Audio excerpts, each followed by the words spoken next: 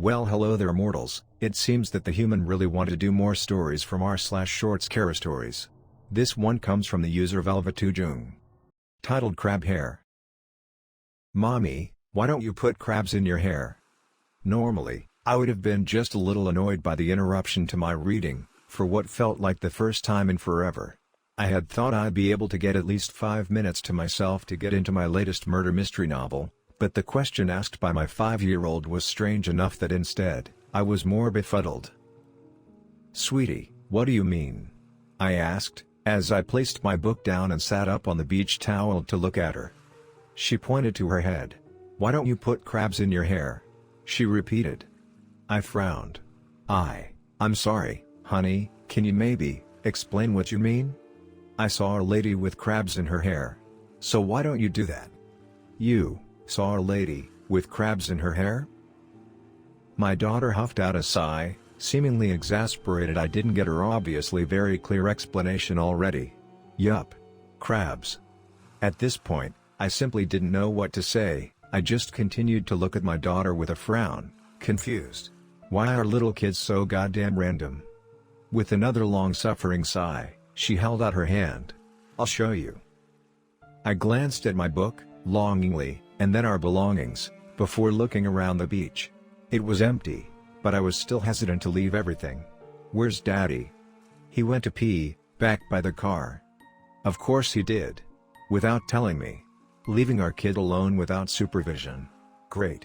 When he gets back, I swear. "So can I show you?" I knew she wasn't gonna drop it regardless, so I grabbed her small hand and let her start guiding me. Maybe she spotted someone with a crab hair clip? Or hat?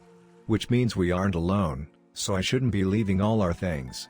After a minute or so of walking towards the dunes, my annoyance at my husband flared, because he'd clearly been gone for long enough for our daughter to wander so far without supervision. Oh, he was in big trouble for this. There. She pulled us to an abrupt stop and pointed. "There's the lady with crabs in her hair.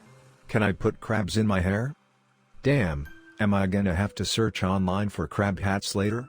I thought grumpily before my eyes landed on where she pointed. But it wasn't a hat my daughter was enamored by.